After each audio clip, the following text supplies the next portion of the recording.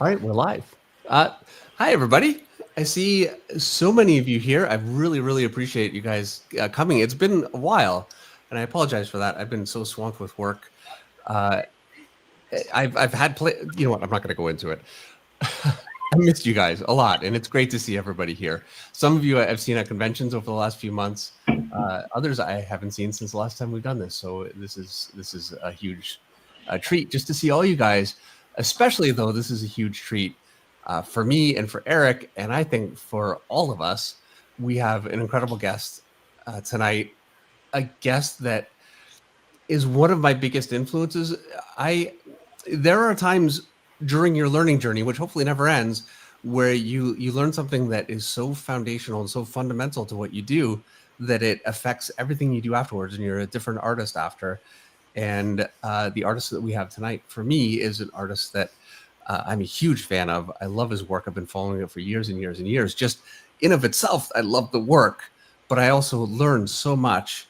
This is a guest that you guys have been asking for years, and we've been trying to get for a little while, and we've kind of gone back and forth, and we finally have him. I'm so excited to have Bart Sears with us.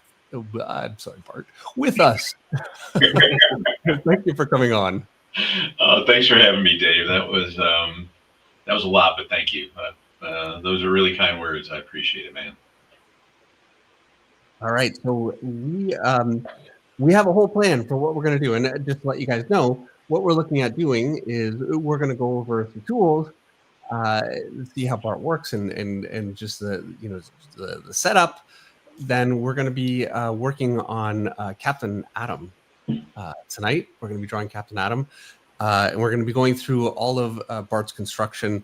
Eric and I are going to be following as closely as we can. I've been using Bart's technique for my whole career, so I feel like this is going to be. I feel like I'm in my comfort zone for this one tonight. So yeah, I'm very excited to get started. I'm going to take my camera. Yeah, no pressure. Well, this is all on you. This whole stream. Great. We're along for the ride. I'm sure many are familiar with Bart's articles in Wizard Magazine and his drawing brutes and babes ebooks that he had, and Russ mentions he has some of the hardbound ones as well. But Bart has a campaign going on right now, Drawing Powerful Heroes Volume 1 and 2. There's a link in the pinned message in chat. I really recommend folks back this. The content in there is amazing, and I'm confident it'll be very helpful for everyone in chat. So yeah, if you feel so inclined, definitely go ahead and back that campaign. Oh, just about halfway through this, once we kind of get the figures underway, we're going to take a break and take a look at the Kickstarter page, give you guys a sense of what it is. But I don't think you guys really even need that, because you guys all know Bart's work and the incredible tutorial stuff that he's got available. So if you haven't got it yet, why, first of all? But today is your chance. All right. Also, we have Jimmy Reyes here. I just saw Jimmy here, so good to see you. All right, I'm going to change my camera. Here we go. All right, I guess I'll try to do the same thing. This is very high tech. Aha. It's going to take me a minute to get this lined up here.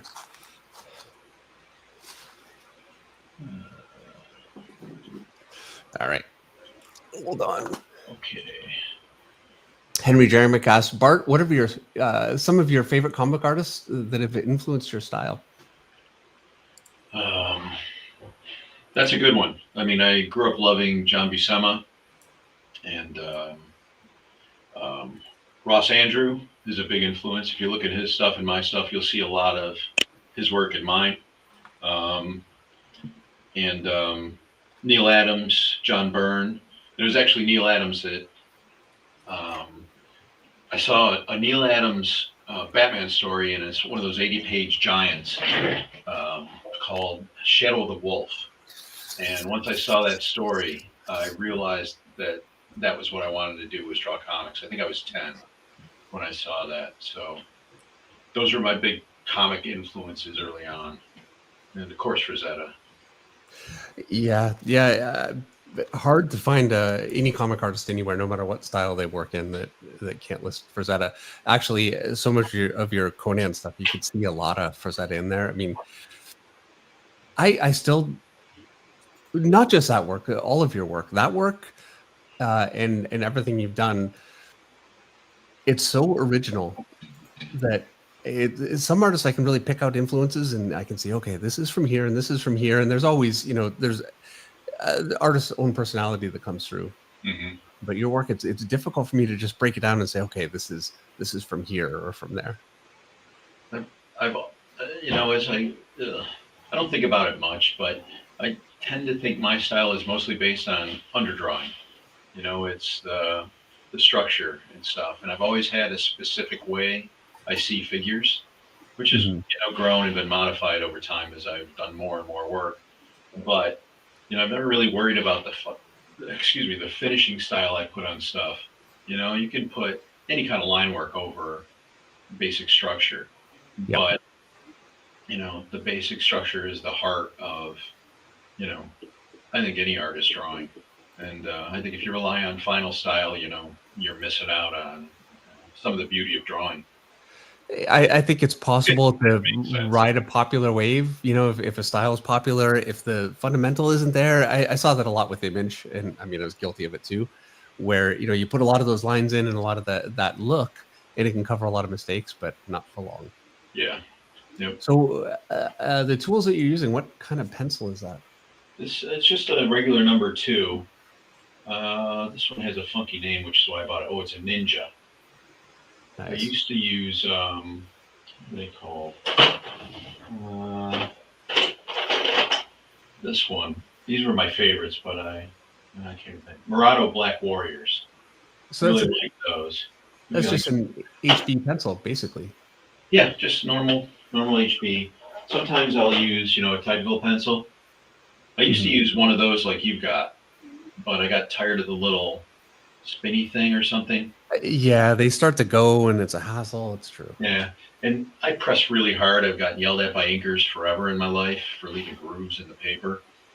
And, so when I use one of these, I think this is this is an 05, but I'm constantly breaking the leads, which is annoying, but I got pretty used to that.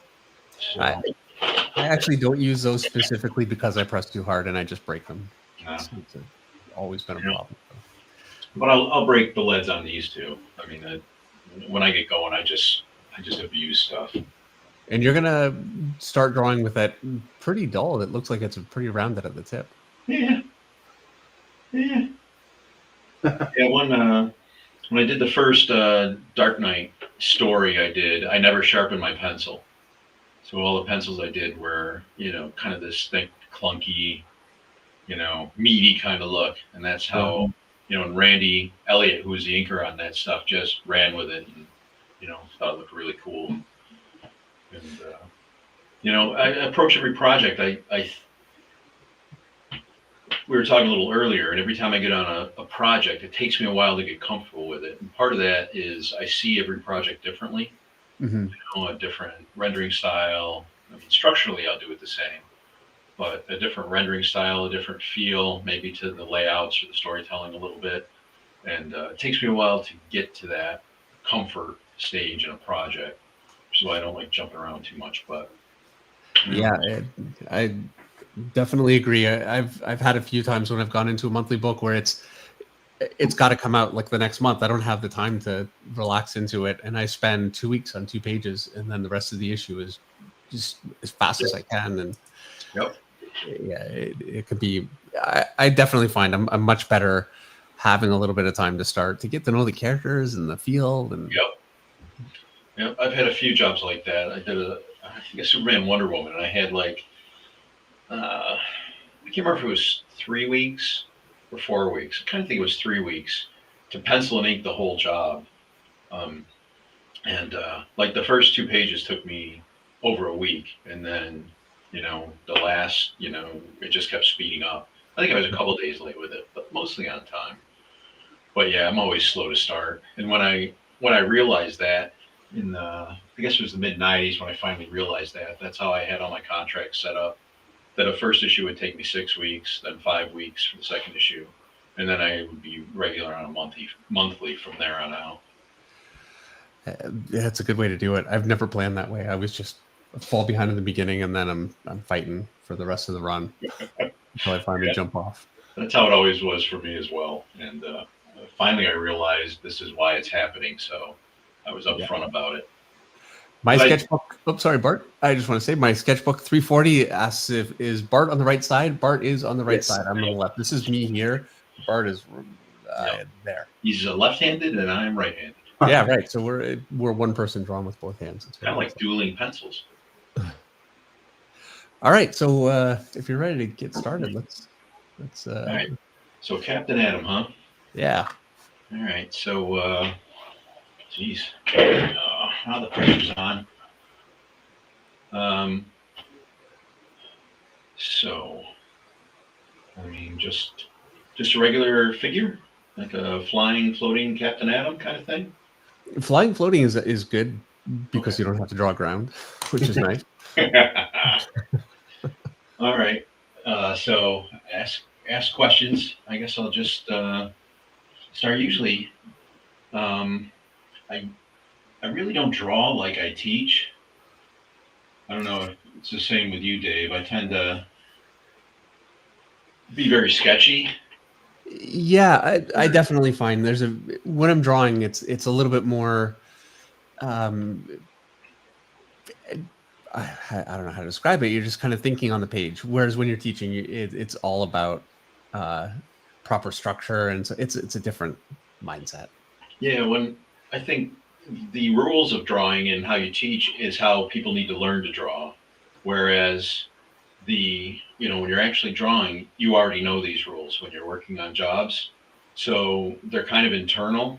I'm seeing all those rules in my head, if that makes any sense. So yeah, proportion, structure.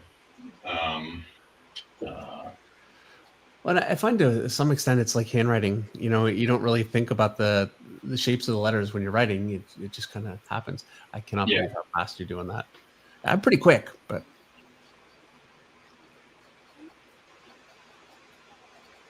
So your basic structure, did you look at Loomis at all or Bridgman? Oh, yeah. I was really lucky in high school when I got to 9th grade. My art teacher, Mr. D'Angelo, shout out to him.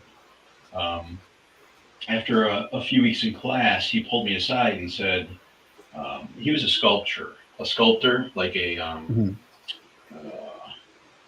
he didn't do realistic sculptures. I can't think of the word for that right now, but he was like, you're clearly gonna be an illustrator. You're probably you're gonna draw comics or whatever. He's like, I know nothing about that, but I'm gonna help you as much as I can. So he kind of crafted a way, a program for me to work more illustrative than everybody else was doing. Mm-hmm. And he said, here, I've got this book. I think you'll benefit from it. He's like, don't keep it. I want it back. But it was one of Loomis's books.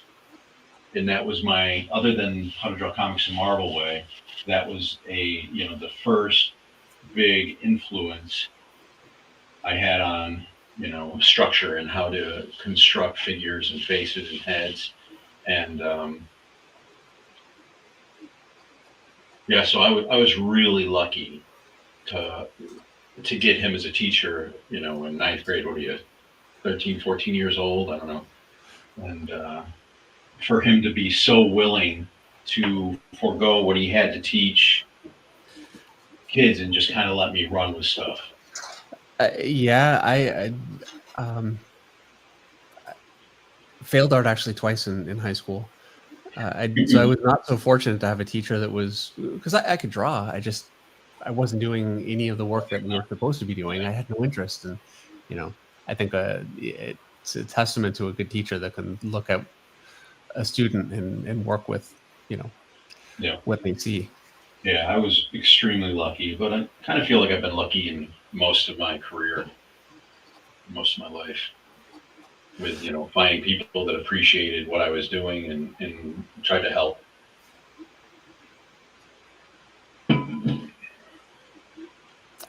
I can't believe how I'm following some of the shapes you're putting in, like along the stomach. You got the lats just described with a really simple flowing line through it, Uh, and yeah, then forgive me if I'm a little blunt. It's been a while since I've had to talk through drawing, no, that's totally think okay. about what I'm doing. And frankly, at this point, if this was, I would probably erase this and start over. But I'm not going to do that. Okay, good, because I'm drawing along. I mean, I Well, would erase and start with. Yeah, I'd do it too, but yeah. I've done that too much, and um, so I don't know. I always like the external obliques and popping Mhm. them out.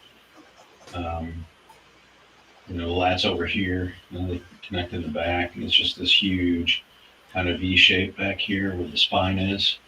Is there a particular resource that you went to for your actual anatomy? Because you can get so much out of Loomis, but what you can't get, and I get this question a lot, how do you learn anatomy? Because anatomy books, they don't give you they give you placement, but they don't really give you a flow and a sense of how it works in an actual figure. The I don't know when I think structure was always and is always what I teach first, which isn't necessarily so much about flow, I guess. Um, Although the structure I work with, I've kind of built flow into it, if that makes sense. Yeah. The block and cube and all that stuff was really how I first learned um, figure drawing structure. Um, but it's so stiff and so formal. And as a kid, what did what did I have 40, 50 years ago? I guess now, there was Vern Hogarth Oh yeah. and oh, God, what's the other guy's name? I think we mentioned him the other day. Now I can't think of it. Bridgman. And, you know, their anatomies, both of their anatomical structures are really strong, Yeah. really stylized in a way. And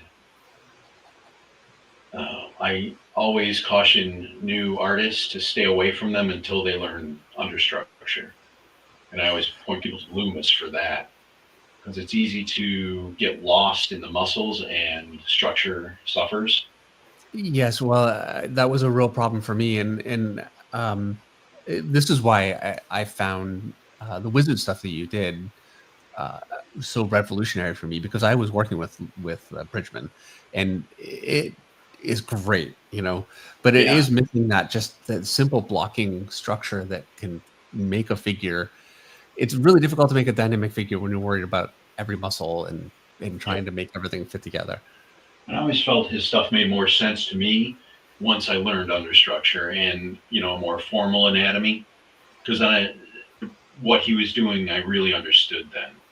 Going into it blind when I was like, first saw him in, maybe 10th grade or something, um, it looked cool, but I couldn't really figure out what it was, and how to interpret it.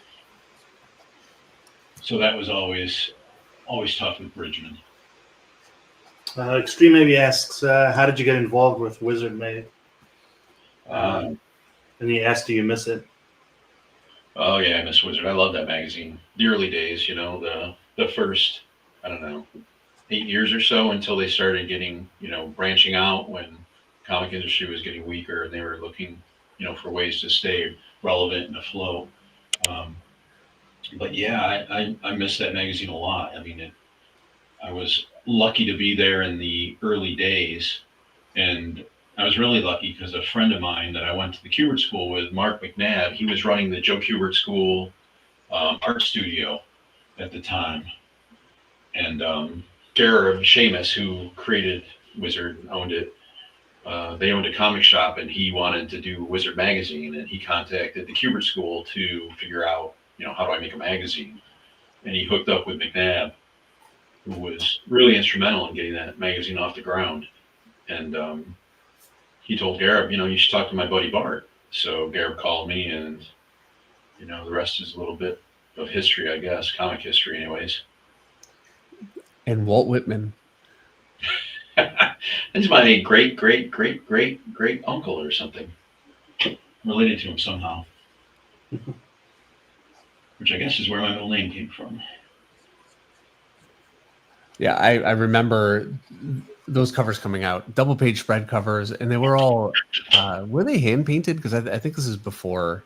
Yes, they're all airbrushed and hand painted. Crazy. Yeah, Yeah. that was before Wizard came out. Really, I guess right at the early phases when people were flirting with computer color. Well, yeah, I remember when I started, we had a color department, and um, the computers were so slow, and these were expensive computers. It was uh, high end stuff, and just to move a Photoshop page around, the whole page would have to slowly reload one little line at a time every time. When I had my first Ominous Press company, we got the fastest Apple computers that they made, and I remember every time you would like select, say, this area for a, like a, what do they call it? Not a fade, a gradient. Yeah, You pull it,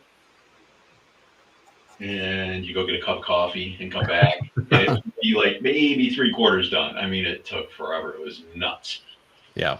It was crazy how slow they were. I mean, I bought the I bought the most powerful Mac you could have, and it had 256 RAM. Yeah, I'm sure we were probably using the same ones. Probably the same things. It'd be At the around. same time. Yeah. Brian Solanus says, I consider Bart my first art teacher from Brutes and Babes. I still study his work to this very day. That's pretty cool. Oh, thanks, Brian. I know that guy.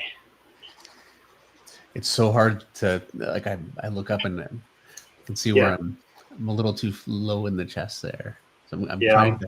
Constantly adjusting here too. I thought you were fast, David. Bart's I know. very Yeah. fast. I know. Great. Yeah, I'm talking to. And so you taught at the Cubert School for a while, Just a year. and you actually Before we get into that, you were a student at the Cubert School. Yep, for a year, and I dropped out in my second year.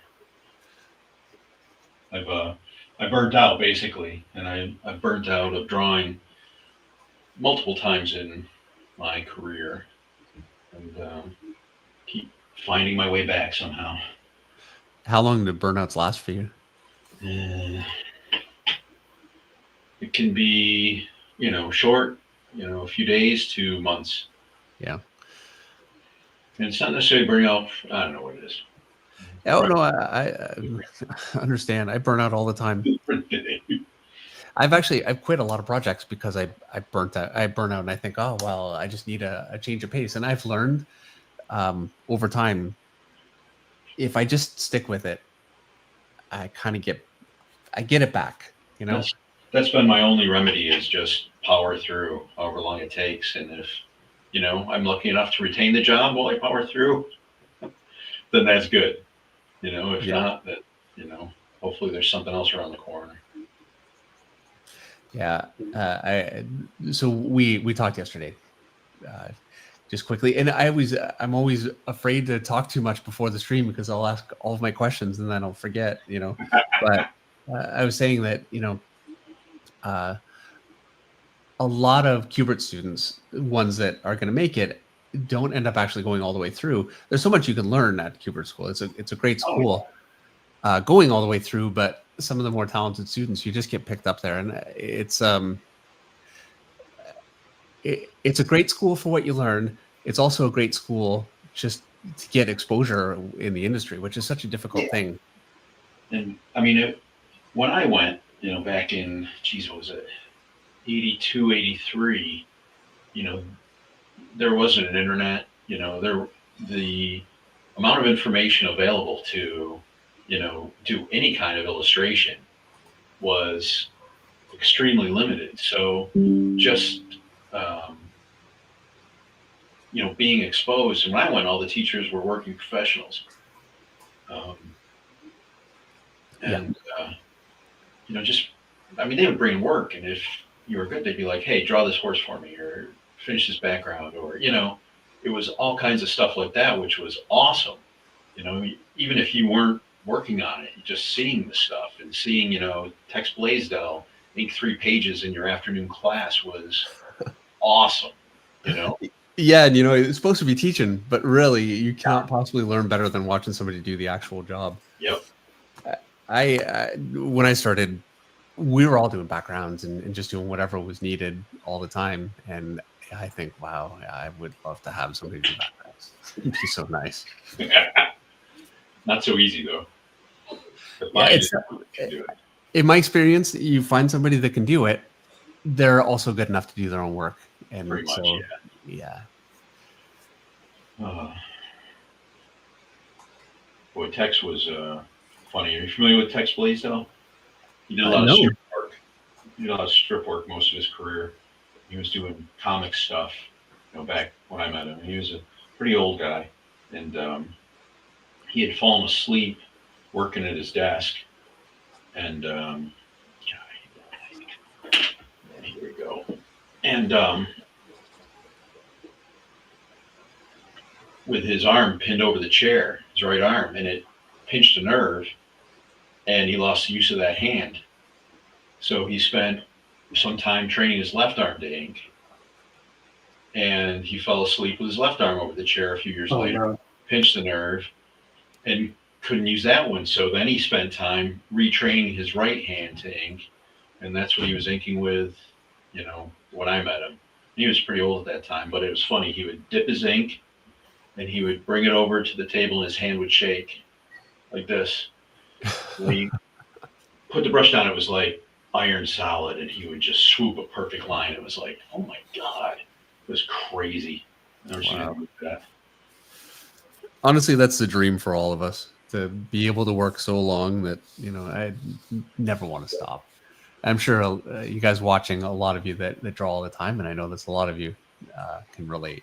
When you start, there's no mastering it, and there's always something to learn, and just the joy of creating art stays with you forever. I feel like I'm talking like a postcard, but it's true.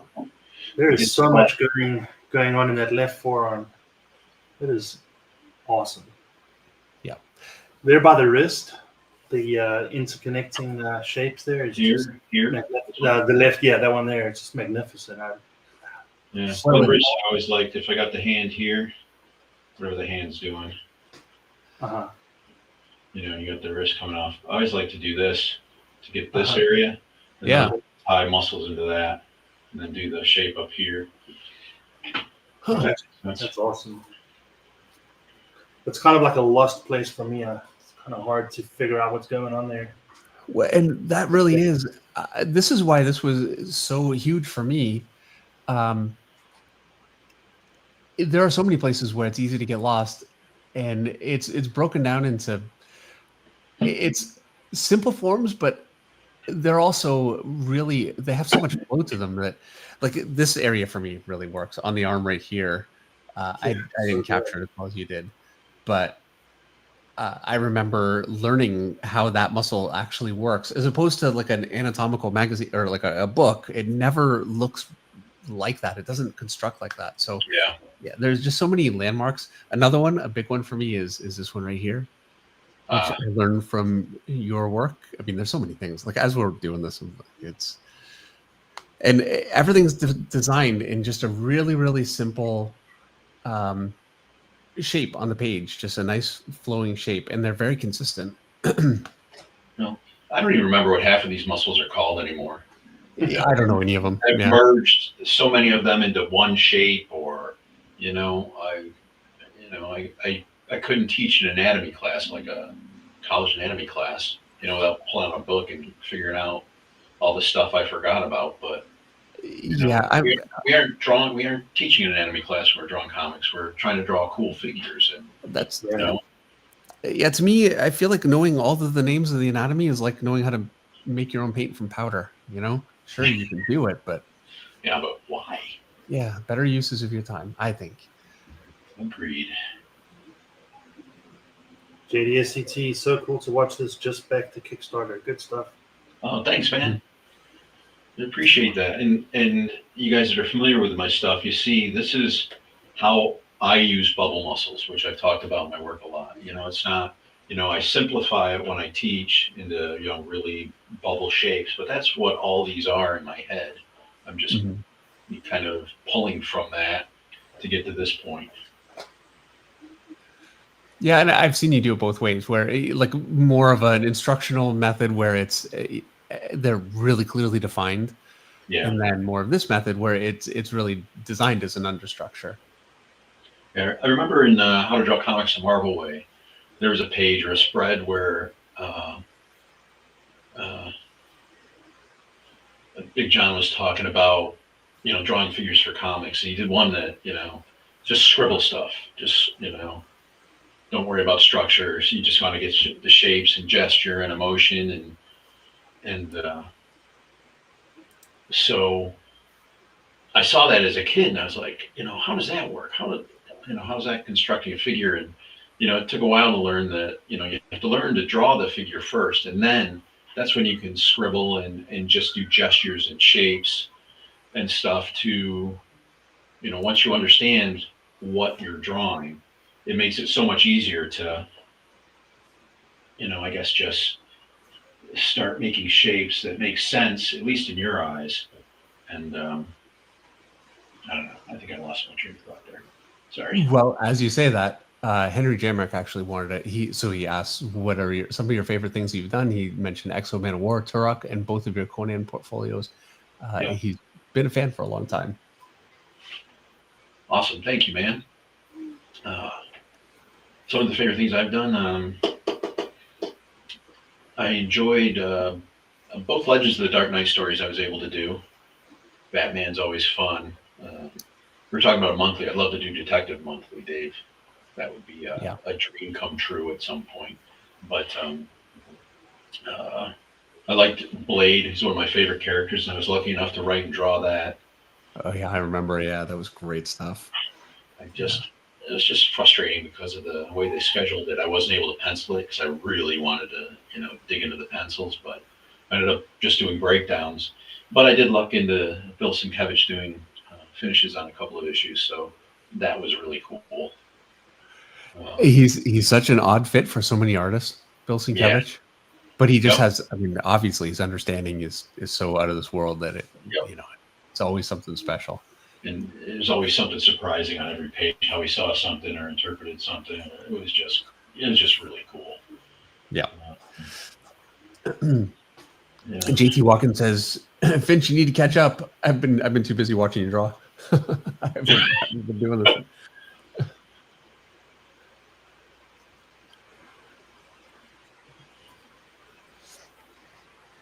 And part of it too is while I'm drawing along, there are things that I miss, and I can see it as I look up. But it's so nice to watch it happen. This is another stream where I'm going to end up having to watch it afterwards too. I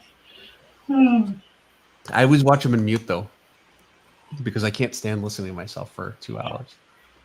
Same here. I don't even re-listen to stuff I do. I'll listen to like a second to make sure the sound came through, and then it's like, yeah, I'm done. Yep. I'm thinking mullet. Captain Adam. All right. Mullets are coming back. Did they ever get away? Yeah, they went away. I never had enough hair for a mullet, so. And Jeff Bigler says, "Bulk up, Dave. Mine's a little small." You know what? Let me see what I can do. This is the problem. I'm trying to follow along, but you can see how much I just kind of revert to what I normally do, which is not what I want to be doing today. So I'm going to try and bulk them up a little bit. Let's do the. See if this works. Yeah, it's like the flip method too. Oh, you can't see it. Maybe you can if I pull it up.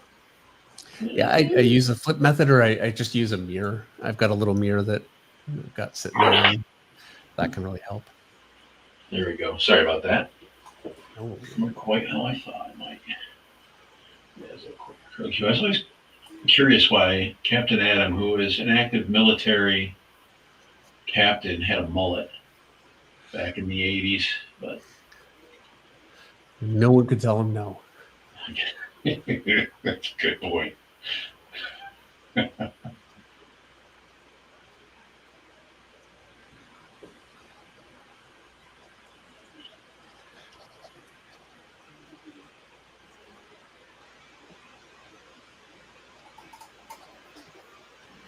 Anybody have any questions on what I've done or how this has gone? Yeah, sorry, I'm trying to catch up. I'm bulking my character up, so I completely went quiet. Eric,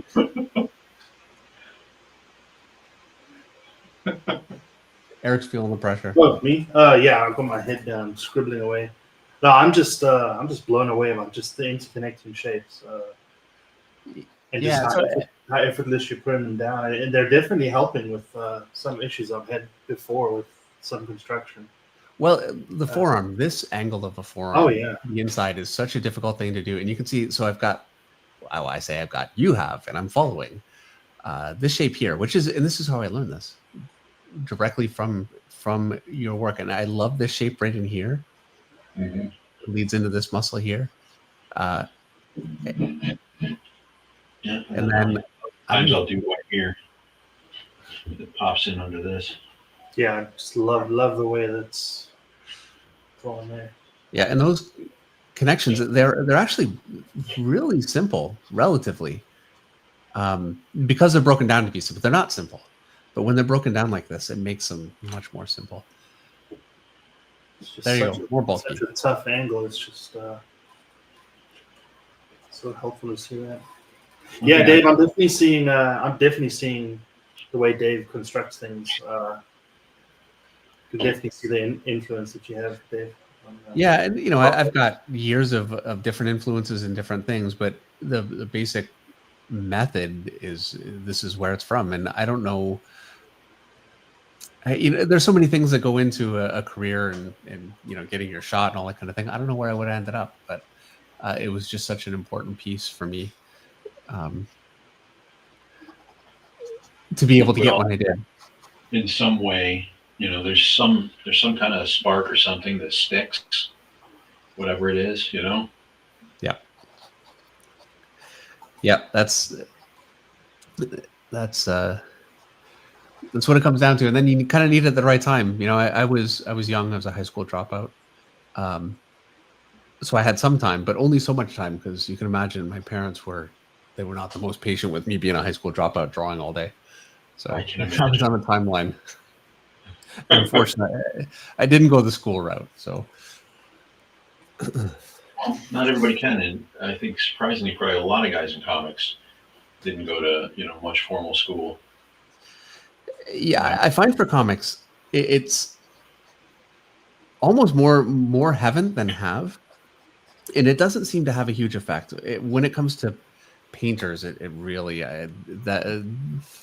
there tends to be more of a formal schooling for that, just because there's just so much technical stuff.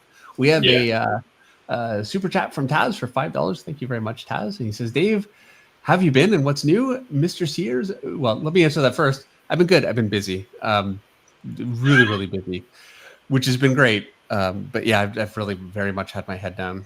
And thank you. And Mr. Sears, is there a How to Draw Brutes and Babes YouTube channel in the future? There's been one on my mind for 10 years now. So I'd like to think there is, but it's just unnatural for me. So I haven't cracked that egg yet.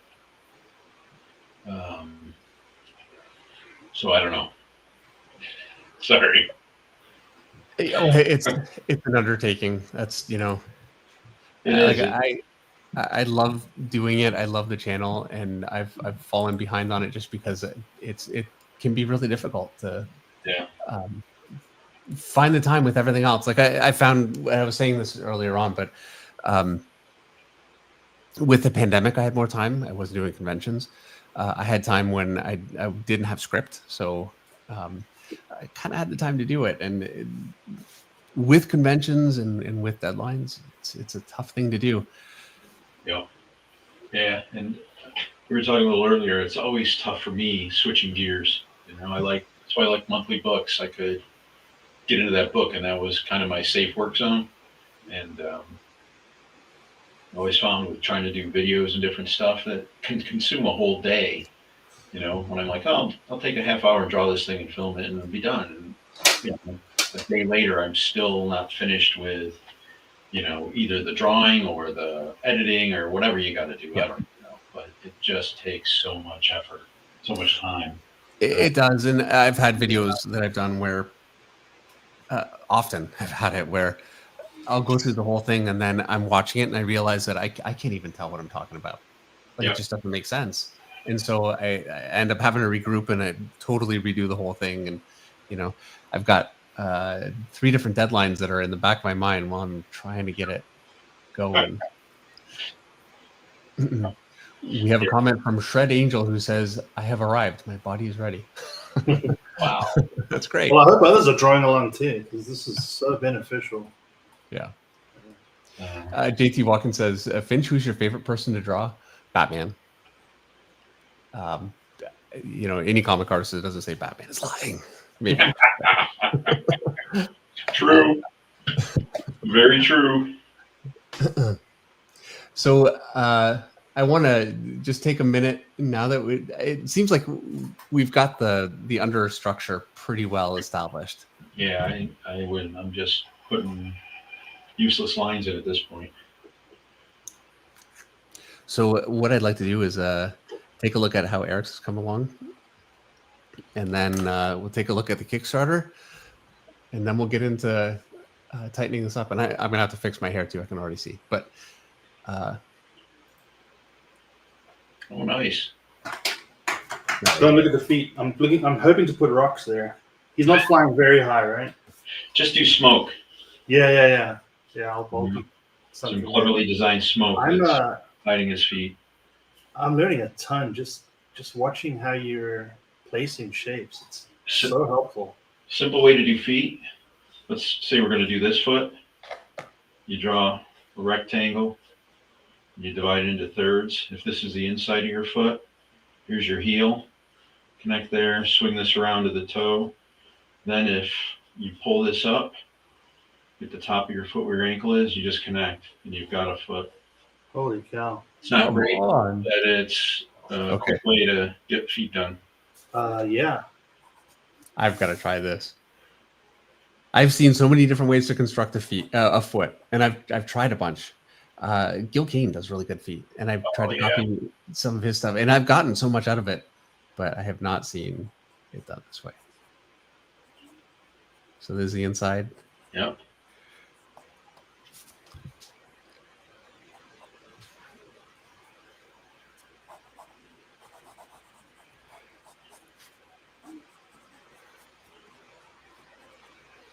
Okay, I didn't do it. Mine was way too small. I will definitely fix that along. But that's a great way to construct it. So you start with a sole and then build everything from there. Yeah, you start, with the angle your foot is at, and then if the foot's bent, that third is bent. So if this is, let's say this is the inside and this is your heel, which is on the inside, this swings out and then goes to the toes, and then you get the bent part. And then if this comes up, you've got the circle of the foot, and then you just connect. So little bit. And this is the meaty part, big toe, little toes. I'm definitely gonna practice that. Okay. Oh, and you know what? Part of my problem is I totally forgot to divide it into thirds. Can't teach me anything. All right. You can't teach an old artist new tricks. Yeah. All right.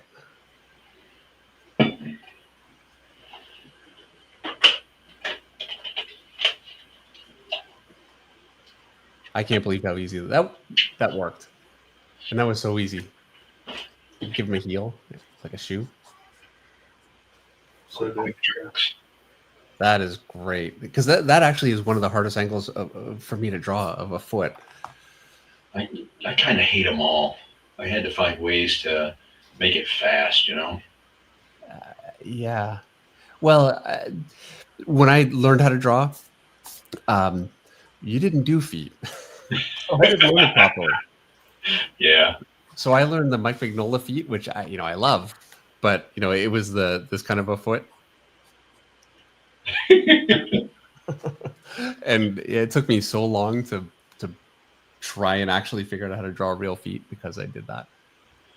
Yeah, I found if you draw like, a pair of feet on a page, you don't have to draw them anywhere else on that page too. Once you've done the feet, people just, you're okay if you cut them off. You just got to go, a couple feet a page. Yep. So you mean like have like one character's feet showing and then the other ones you don't need to do it, but as long as you have one at ground. You just, structure your layout so you don't see any more feet because you've drawn them. It won't look like you're just not drawing feet. You know what's funny? So check this out. Yeah. Speaking of which, so I just did this yesterday. So this is a G.I. Joe cover. Yeah. And nobody has feet. Okay, there's a bit of a foot there, but nobody has feet. You got the one foot. You're done. You're good. It's perfect. Yeah, 1 foot. That's all. Yeah, there you go. Oh, that's sweet. I'd like to ink you sometime, Dave. That looks great. Well, thank you. Sorry, did you say what? I missed that. I'd like to ink you someday. That looked great. Okay, I thought that I didn't want to jump on that because I wasn't sure that's what you said. Yes, yeah. I would love to do that. That would be amazing. That would be incredible. That would be a blast. Oh, that'd be awesome. All right. I'm in for sure. We'll definitely have to talk about it. Cool. All right. Right. And so, okay. I'm the worst host. I apologize, Bart. Art9 says, can you tell Bart Sears that I loved his Violator in Image? Oh, thanks, man. That was a crazy sick book. Alan Moore wrote a script. It was like this thick for each issue. I mean, just loaded with every single detail he could possibly think of. But he also did thumbnails of every page that he included. It was crazy. All right. So this is Drawing Powerful Heroes, Volume 1 and 2 softcover editions. The Beloved Brutes and Babes, How to Draw Tutorials by Bart Sears in deluxe softcover editions. Already at $22,702, which is 4 times, more than 4 times, 5 times the original goal. Let me close whatever that is. Awesome. Thank you, Dave. I don't want to read the whole thing to you guys, but it is 144 pages each, 8.5 by 11 inches. It's a good sized book. It includes all the stuff originally published in Wizard magazine, the stuff that I learned how to draw from, and not just me. I mean, all of us. When I started at Top Cow, part of Image, and there was also Wildstorm. Rob Liefeld had Extreme. All of us talked. We all learned from this stuff. It was such a foundation for so many artists of that era and of future eras too. Like artists still to this day, this is an essential resource, something that I see in artist work all the time. I talk about this with artists all the time. It's legendary stuff. So a bunch of other artists involved. It's already met both of the stretch goals, by the way. Yep. 2 new tutorials in each book. Or a new tutorial in each book, I should say. There's not room for 2 new ones, but 1 for each book. I'm sorry. You can see all the parts of the body broken down in really, really simple terms. And they're all labeled correctly. Upper arm, lower arm, none of it's all the muscles, which I think is great. And if you have the interest, I'm sure that there's some value there. But just in terms of learning how to draw, I think just knowing these shapes and being able to work with these shapes, and this is one of my favorite techniques, the sack technique. Yes, the potato sack.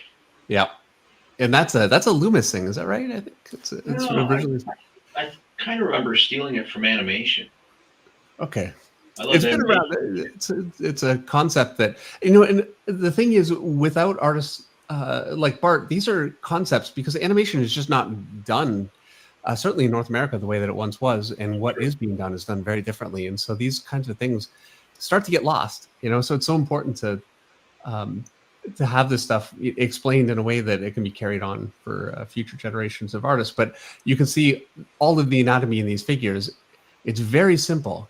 It's just big, simple shapes that block in all of the different pieces of anatomy, but it is so incredibly effective. I mean, they're great looking figures with really nice anatomy, and you would think that wouldn't be possible just with simple balls, but it really is. And this is how I learned, and this is what made it accessible to me, because anatomy books there's so much going on.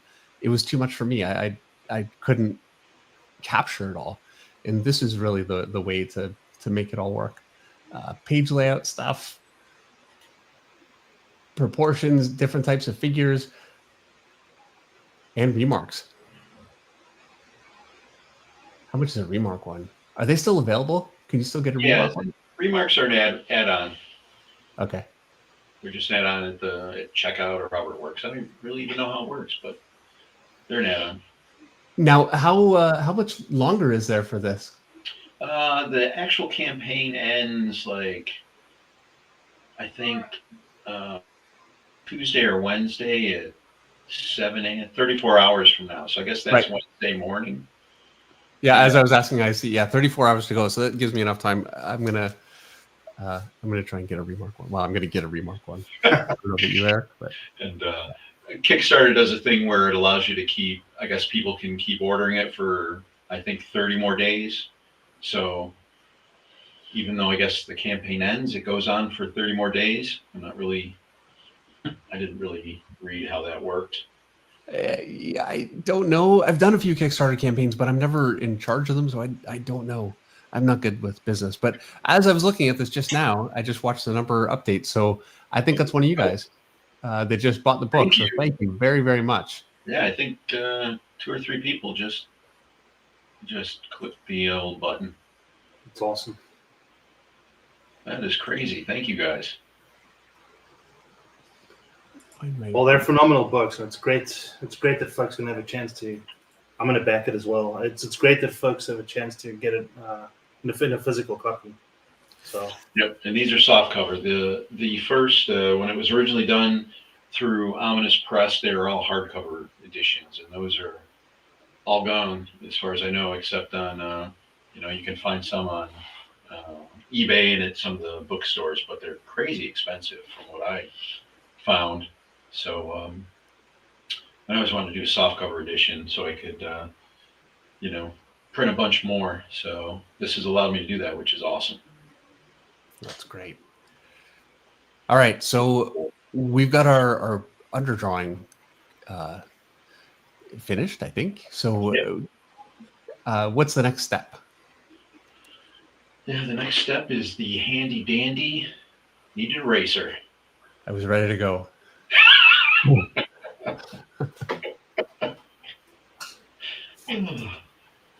And then I just do the whole thing.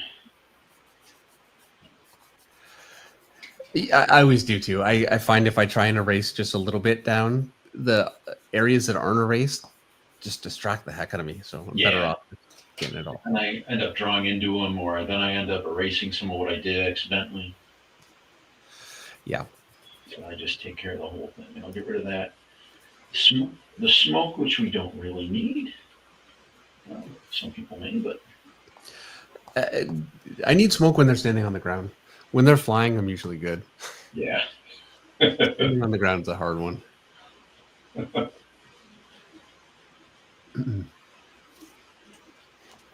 So what was your first job that you got professionally? Wow. It was for Marvel Comics. It was from Larry Hama, no less. It was a 8-page story about female bikers called Iron Rose. And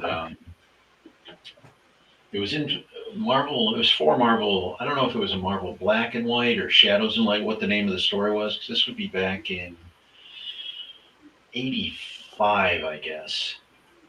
Yeah. Was it 85? Yeah, 85. And,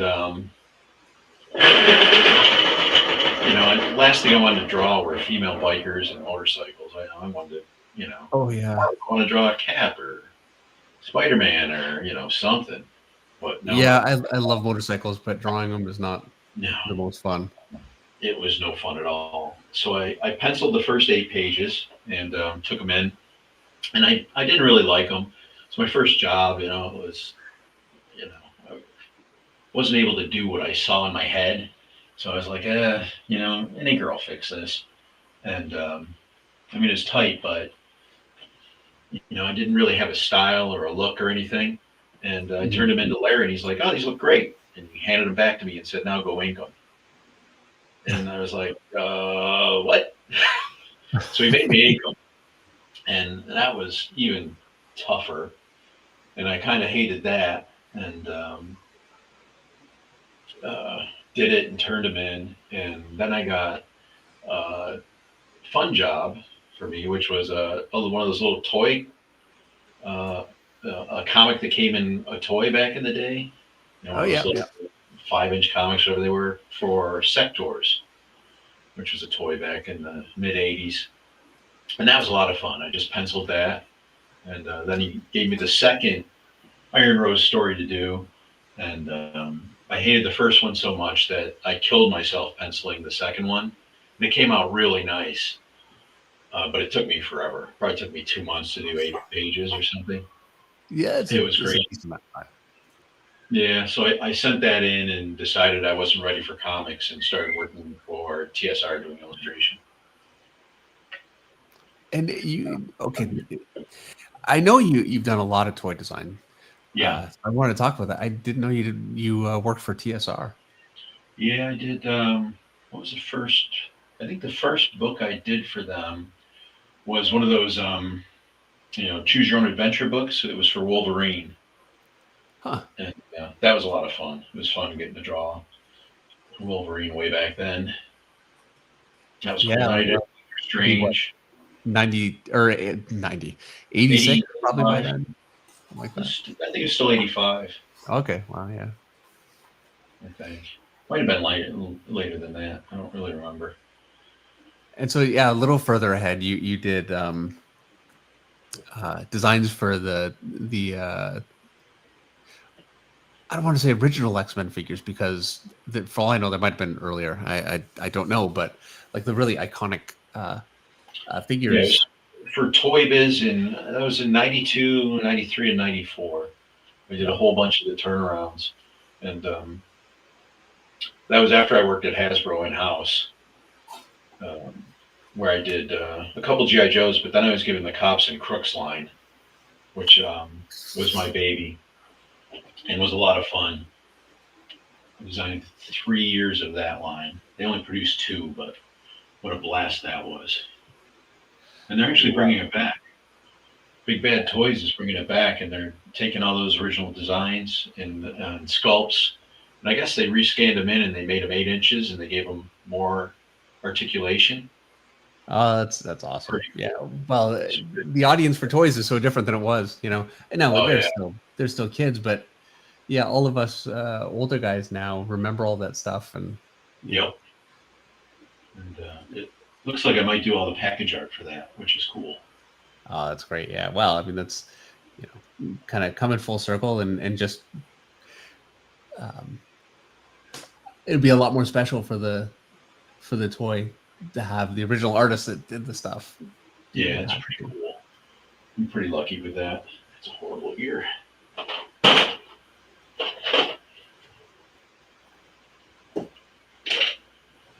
I don't know how you guys draw like this all the time. So much pressure.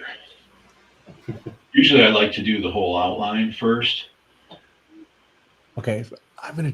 I just looked up and I saw like instead of the features, you're drawing the actual shape of the face. I never do that, so I'm gonna Really? give it a try. Yeah, I always start with the eyes. Uh, I always tend to do outlines of everything. And I like to keep my outlines really simple. I found that, super simple outlines keep a figure looking solid. And then the more you break up the interior stuff, you can go nuts inside, but it doesn't break the form. Yeah, well, and you've got all of that form figured out, so it's not. I think it'd be one thing trying to do an outline if of all the anatomy, you don't really know where things are and it's a little confused. But Yeah, because it's all worked in there, like exactly. I'm feeling like I have no trouble um, drawing an outline because I've got it all kind of in there. This Yep. is great. Having a blast. It's working well. Yeah, it's just a fun way to go about it.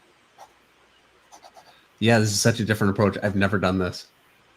Makes a This lot is of why sense. this is so great.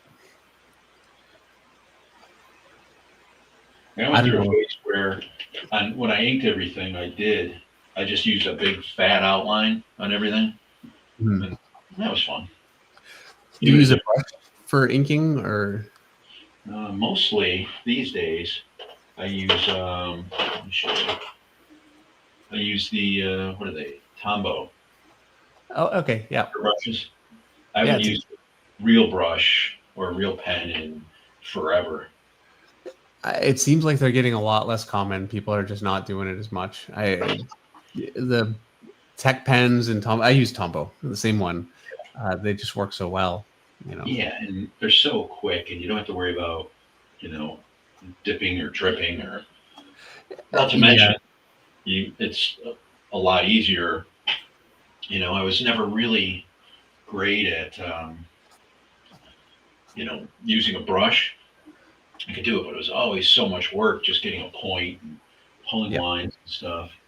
Whereas, with the Tombow, you can pull a nice line with you know, just whoop on a French curve if you really want to be slick about it. I'm too lazy for a French curve, but yes. Yeah, me too. But I know the opportunity is there. I've drawn Captain America before and just kind of roughed in the shield and said, use a circle template. I I got actually in trouble with that years Really, ago. I got the page sent back and they said, no, you need to do your job. So really. yeah. I was one of the things I took from the Kubert school is if you use a straight edge when you pencil, you don't use it when you ink. If you don't use one in your pencil, you use it when you ink. Yeah, and that is actually okay. There are times I'll use it both times because I'll rough in lines. Like if I'm drawing a gun, for instance, Yeah, I'll put in my line so I've got something to follow. But if I'm drawing the barrel of the gun, it gets really long. I can start getting a little wobbly, and I'd find it's just easier to pull out a ruler and straighten it. yeah, But for the yeah, most part, I don't. yep. I mean, I used to rule out all my perspective. I mean, I used to have a huge drafting table, one of those big 6 foot monsters, Yeah. and actually had a couple of them. And I would have a pin, 3 feet that way, and another one stuck in the wood over there, and I would rule out all my perspectives. Now I mostly fake it. Yeah, it takes a high I mean, it takes degree years of to do that, but yes, it does. And to be honest with you, I've never gotten there. Um, I still put in my perspective the old fashioned way because I just don't have the confidence to huh, to do that. I've talked to other artists that like, what are you nuts? Do all this perspective? But yeah, I've done some tutorials here on the channel, and I do it that way. But I really do it that way when I'm working. I find it's when comfortable. I can That's see your the scene better when I have that there as a guide. But that's the other thing about all the structure and stuff, and how you learn to draw with block and cube figures, and marking out all of your head lengths and all that different stuff. Whenever I'm drawing something and I'm screwing it up and it's a piece of junk, I find I always go back and, okay, let me break down the figure, let me do my head, let me do, I start going back and I pull all those rules out and actually put them on paper to solve whatever problem I'm having. you know so I always find I'm going back to that stuff, even though I don't necessarily use that on normal drawing. A normal drawing, when I run into an issue, that's what I fall back on. Uh, yeah, well, it makes a lot of sense for sure. It's it's such a important thing about experience is just having the tools to be able to solve a problem when it comes up. Yep, that's all it is problem solving. I mean, most of drawing is anyways problem So solving. Henry, Yep. sorry, Henry asks, Bart, when inking Dave's pencils, what character would you like to ink? Also, Dave, when inking Bart's pencils, what character would you like to ink? Now, I haven't gotten Bart to agree to that, so I don't know. I don't want to. I am completely down for it, and I don't know if there's I don't know if I can even answer that. I don't know. I mean, like you said, Batman's always cool. Yeah. Yep. Jeff Bickler agrees, says Batman.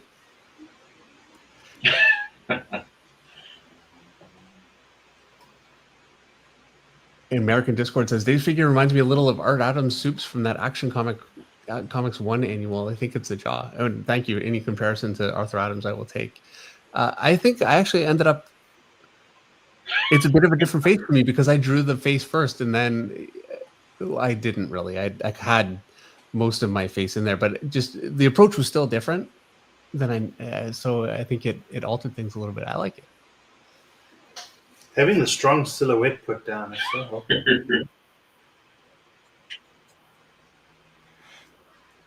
Yeah. And I think putting those strong shapes down, yeah, everything's just. I like the way it feels for sure. Yep. I think I've always done that, but I couldn't say for sure. I've never seen another artist do it that way. Really? Yeah. Maybe I got it from inking, because I've always always inked outlines first. So maybe I just pulled that in. Plus, it's also I'm always playing mind tricks to get work done. And when you've got it all outlined, it's like, oh, well, I'm almost done with this figure. Oh, that makes a lot of sense. Yeah. It looks like so much work done because it covers so much ground. And you're like, look at that, I'm almost done. Yeah. Also about mind tricks. I don't know about you, but that's how I always get stuff done. It's these little tidbits I tell myself that, it's not as much work as you thought it was. Yeah, I definitely have a few of those. All right. I keep picking up the wrong pencil. So I've got an H and an HB, and I'm kind of like in the or an H and a 2H. And I like the 2H more right now. Do you have different colored tape on them? Sorry? Do you have different colored tape on them? Make it easy to tell them apart? No. That would be too easy. So no.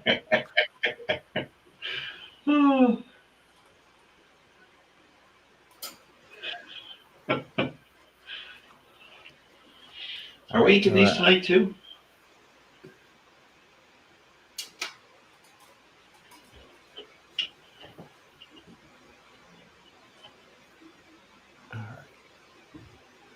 Hey, Dave. Yeah. Bart wants to know if you guys are inking it as well. Oh, no, we can do pencils for this one. Okay. Man, I haven't done finished pencils in a long time. I've been trying to do it more. I hadn't done finished pencils for a long time either, and I've been trying to kind of get back to it just to get comfortable with it again. It's amazing how I did nothing but pencil for years and years, and once you start inking all of your own work, it's difficult to be disciplined and be tight enough with a pencil. All right. Most of the outlining done. Oh, Comic Book Bob says, you guys remember the Eclipso miniseries with the plastic diamond embedded in the cover? I remember that. I got every issue. I love that stuff. Your Eclipso work was,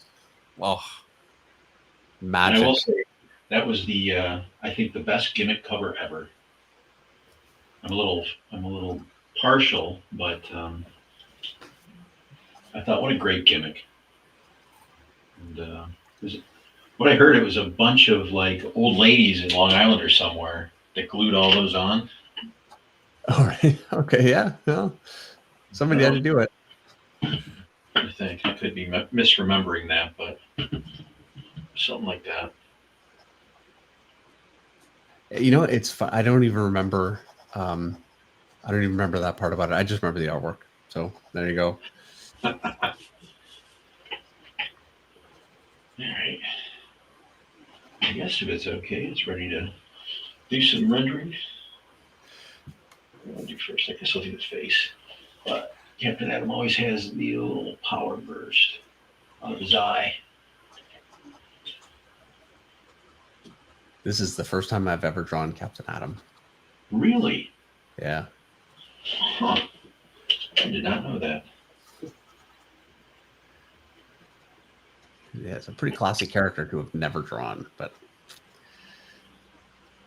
all right.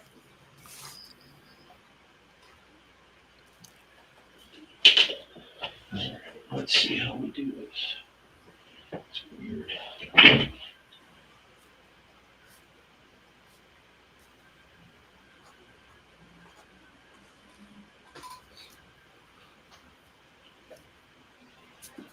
The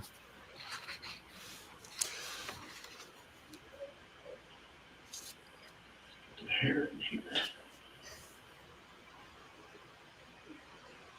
Comic Book Bob says he still has his. It's probably worth a lot of money now.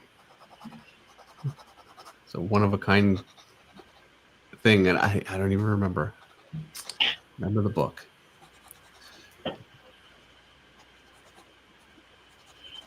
Oh, the one that came in that awful plastic case. I don't know why I did that. That was kind of the thing at the time. Now it's all, you know, a million different covers. It's always something.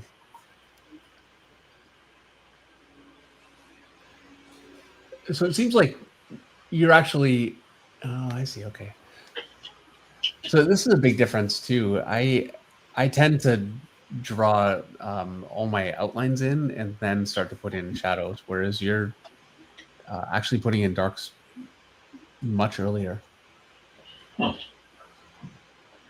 Earlier than I would. And I know why I do that. I don't know. How often do you erase at this stage? Once you're this far into a drawing, is that a common thing, or? Yeah, I mean it's a little weird. I'm not used to drawing on, you know, camera like this, so I'm trying to figure out what I'm doing. But I erase a lot. You know, I'll get a figure done and just hate it and erase the whole thing, and then have to work over all the grooves. Yep. Yeah. But I think for me, that's why I like doing the shadow last, because at least it gives me more of a chance that won't happen. It still happens, but not as much. What I mean is it gives me more of a chance that I won't have to erase as much. Joshua Beerlow, I apologize, Joshua, has a $20 super chat. Thank you very, very much. And he says, Bart, I really enjoyed your work on salvage for the Rippaverse. Thank you for doing these streams, Dave. Well, absolutely my pleasure. And thank you for coming by. And I don't want to say there's going to be more salvage, but you never know. You never know.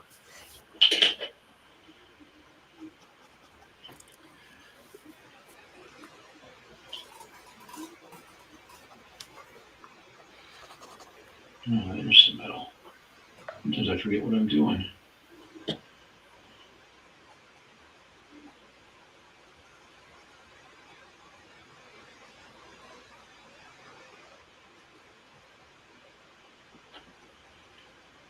This part here is where it starts getting a little more difficult for me to follow completely, because it's once you start putting in shadows, it's so easy to just kind of start.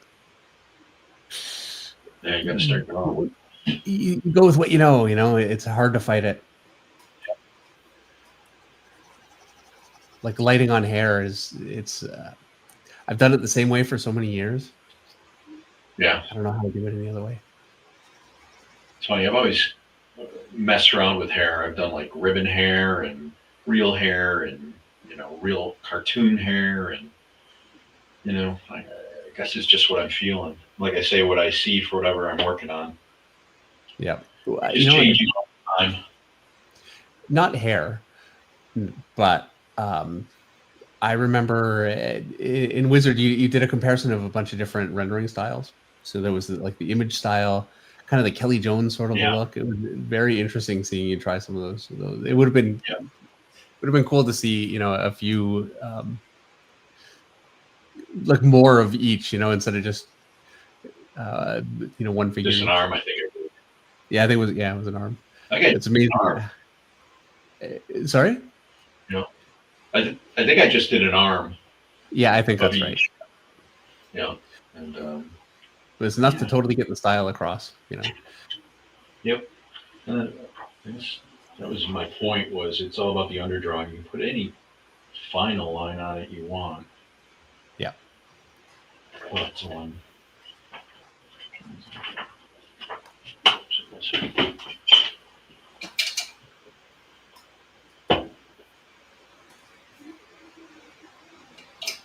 There it is.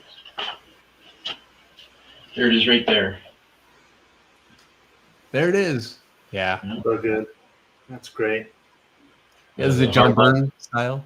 Yeah, hard line stuff. John Byrne, kind of the image style, kind of a Mike Mignola thing, an old Joe Kubert thing, and then just sort of a feathered kind of look.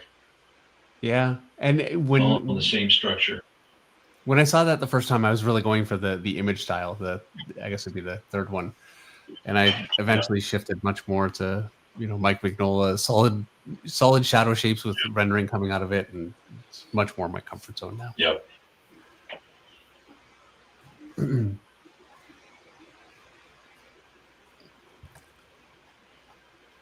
Chris Burke says Bart's upper arm and shoulder has a phenomenal shape. Sure does. Yeah. No, thanks, man. Well, and the holding lines follow. See, I lost some of that, but the holding lines follow the structure underneath. You can see it there, and you can see how it informs the final drawing so closely.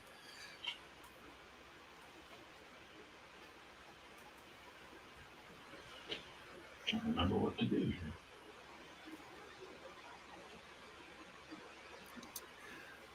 Can't believe I've never drawn them before. Any character that has a reflective skin, they're always so much fun. Yeah. Colossus. Justice League, I spent, you know, I did Captain M maybe 3 or 4 different ways throughout the run, just trying to get metal right. And then when I had to do Silver Surfer, I had to come up with something different, which was a lot of fun. I like Surfer. He was a blast. Yeah, he's a great character. I would say for me, metal is another thing that I don't actually know how to draw metal, not really. So the way that I do it is just the shorthand I learned from copying other people, and, you know, so many things that I do. That's how I learned it. I never learned to understand it properly, like I should have. I just found a shorthand from how other people did it. I mean, that's kind of comics, right? I mean, you sit down, you get something, crap, I've never drawn this before. You know, I don't have time to learn to draw whatever. So I'll just go do, oh, that's kind of cool, right? I'll just do it like that. Yeah, eventually you make it your own. Yeah. Ideally. Yeah, hopefully.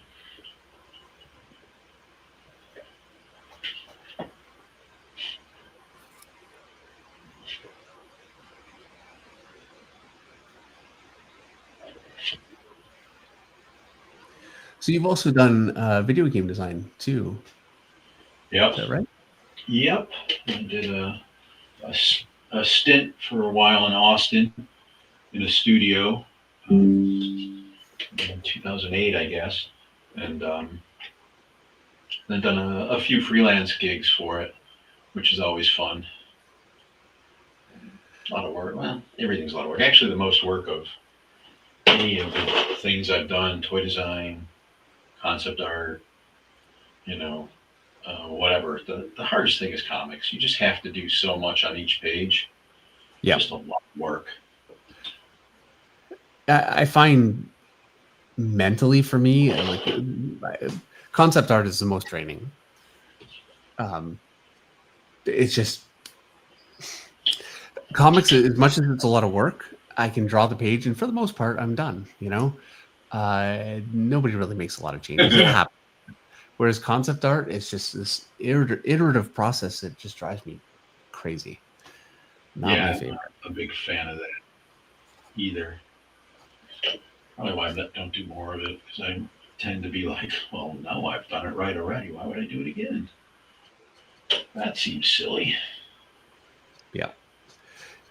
Yeah, you put so much work into getting everything out of a character that you can possibly get. It's right, you know? And Yep. then having to do 5 more versions. And the most frustrating is like the 5th version after I'm completely burnt out and I just don't care anymore. Actually, I have to admit, turned out to be the best. You know? It was funny when I was first at Hasbro, and you were designing a character.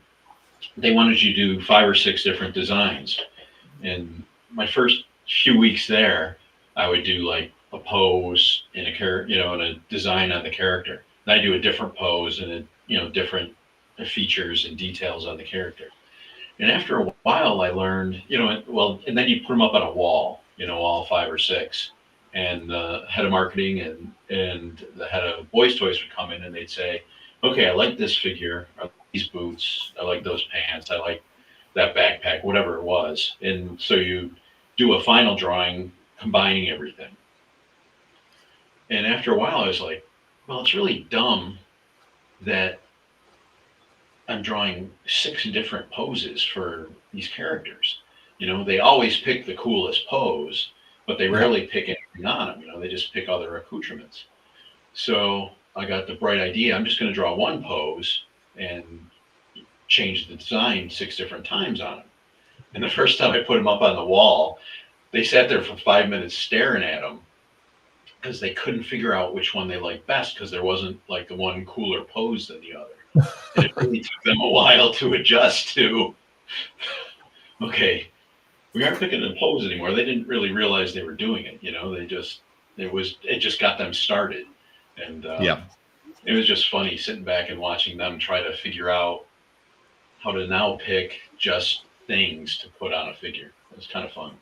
It made my job a lot easier. And not that job was hard anyway. But I haven't done design work for anybody and it's been many years. Mr. Ewok 1 asks, Eric, can you ask Bart about the Faith graffiti letters on Dark Knight 23? I mean, dying to know if he did it or did someone else. On the cover, the title? Is that what he's talking about? I'm not sure. If he's talking about the title that was on the cover, that was somebody else. I did not do that. Yeah, Mr. Ewok 1's a graffiti artist. Yeah, he's asking about the cover, yeah. Yeah. Nope, someone else did that. Maybe was there an inker for that one? Yeah, that was inked by Randy Elliott. Oh yeah, okay. Danny Mickey used to put stuff like that into panels, like on the side of a building, different things. He'd put different logos for things that he liked. And then he got shut down by legal. Because they're very wary about putting any kind of product, like actual product, on anything. Yeah, when I was at Hasbro, there was a guy, people would, doing vehicles and all this stuff with all the decals. They would work their kids' birthdays into like, some decal on a vehicle or something. And one guy actually wrote something rather offensive, and it kind of was hidden in the decal. The neighbor of the owner of the company looked at it and read it right away. And he got a 6-week unpaid vacation. Oh, he's lucky it was just 6 weeks, Yeah, he was very well. He didn't fight it. When they asked him, he just said, yeah, I did it. So they were like, all right, well, here's your punishment, basically. But yeah, that's a risky thing, because if something like that gets out there, and if it's offensive enough, I mean, I guess it kind of depends on what you say, but if that happened today, he would have been prosecuted, I guarantee it. But that was late 80s and no internet, so nobody knew about it. So they were able to easily just kind of easily penalize him. But and yeah, it used to be, if people were upset about something, it wouldn't turn into a viral mob that would go out. Right. So things are different. Darmex has a $10 super chat. He says, and thank you very much, Darmex. And it scrolled up. Dang it. Hold on. After I took your class back in Heroes Haven, I took time to study and refine my comic writing. Just when I was looking for an artist for a fantasy story, you were already taken this year. I feel salty. Well, first, thanks for taking that class. Heroes Haven was a great place for a while. It was a comic shop in Tampa. And didn't last, unfortunately, but... The comic store closed, or? Yeah. Yeah. Yeah. Like many. Yeah, it's... Any kind of publishing is not the easiest right now. Nope. And really never has been, No, I feel like we're really, really fortunate to have been doing this for as long as we have. For me, it's been 30 years. It'll be 31 years wow. by the spring. And you've been doing this now, well, since 1985. So that's 39 years. Yeah, it'll be 40 in January. Was when I got my first comic job. That's crazy. My first actual job after I dropped out of the Keyword School was actually in computer graphics. That would be 84, 83, 84, somewhere in there. But everything was a click. You drew with a mouse, and like I'd have 39 clicks to do a outdoor scene of something. So every time the line turned was a click. So I had devised drawings that were, I would have a certain number of clicks because that was memory for the computer to do drawings, and it was crazy stuff. Really weird. That is amazing. I mean, you've done digital art before. I'm pretty sure anybody watching here, I could be wrong, but yeah. The thousands and thousands of digital artists out there, you would have been one of the first. That's pretty nuts. BB Art has a $10 super chat. Thank you very much, BB. And he says, hello, Mr. Finch. Could you explain how to draw the bottom portion of the leg while the leg is bent facing the viewer? For example, if Batman has one leg up on a gargoyle. Thank you. So we have a master anatomist here. So I'm punting this one 100%. Darn it. So like a leg, let's say you got the knee here. This is the hips. So you got a leg, you want it coming forward like this, I think, and going back. So it's perched on some kind of stone. This kind of thing. Is this what he's thinking? I think. Does that mean? That's what I would assume. It might be with the bottom leg like straight to the camera, but that this one down like this. Let's see if we get an update. Lay down. Yeah, I think that might be more useful because you can see everything just a little better, So good. Yeah. So yeah, just in terms of really, and it comes down to the really simple shapes that make that up, and that's always a struggle for me too. I fight with that. Yeah, well, in this method, there's your knee right there, your kneecap. So that gives you all the information you need for your musculature. These are your hips, your hip chassis here. And this is your thigh coming in this way, coming right at us. Let me get rid of some of this muss. And then if you've got the legs straight down, and legs are never straight. There's always some kind of curve or bow to them. Yeah. Right? And so you've got the upper knee bones. This is the kneecap. That's what it's called, I think. And this comes down. Am I drawing even out? Yeah, I'm on camera still. Oh, you guys went full screen. All right. Yeah, it was off to the right a little bit, so I just went full screen. Okay. Thank you. So I hope this is answering your question. This is the top of your thigh right here. And you got the huge top of the thigh muscle, but you got the little muscle that kind of comes in over here, and it's smaller than this muscle that overlaps the knee on the inside. And you got the big median muscle there. It's not ankle. I don't know why I chose this. Kind of difficult. So this is the big inside muscle. If you're doing, your leg, you got the big inside muscle and the smaller outside muscle, your kneecap.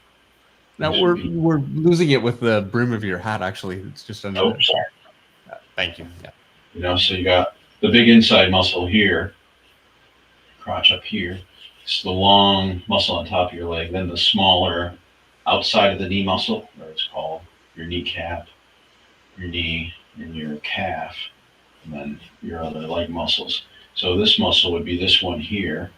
It's a little higher than the outside muscle, right? So it's big in here. Then you got the big muscle here on top, and the little muscle here. Then the outside meat of the thigh that kind of comes over and wraps around the knee and ties in. I don't know if that makes any sense or if I've just scribbled too much. That answering anybody's question? It wasn't my question, but it answered mine. That's for sure. That was. Oh yeah, sure, answered mine. Everybody, you're welcome. That's why this channel is so good. It's all me. Thank you so much. That was amazing. We can do it from the inside or the outside more, but coming straight at you is always the toughest for any, drawing anything, as you know, Dave. It's just so hard when everything's so foreshortened, and oftentimes, it comes down to faking it till it looks right. But that's a lot of drawing. Well, it's definitely my drawing. That's for sure. That's just how we do it.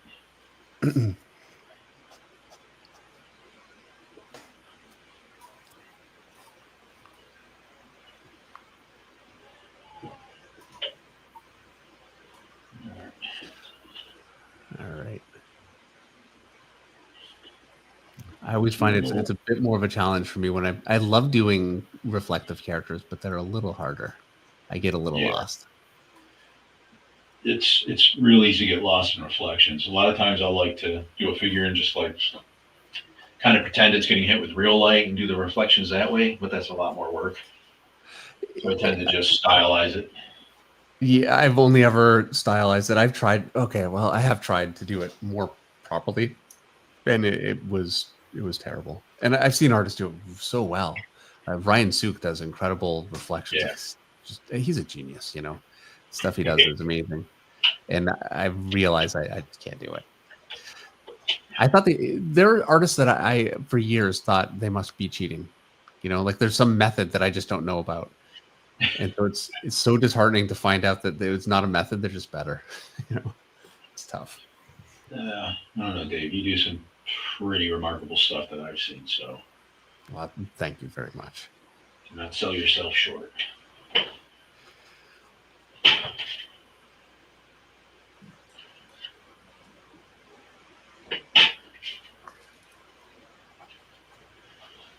I lost a symbol here.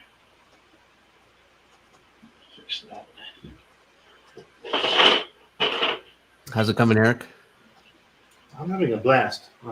There's a lot of mistakes, but I'm really enjoying the process. Drawing is It's just a whole lot of fun.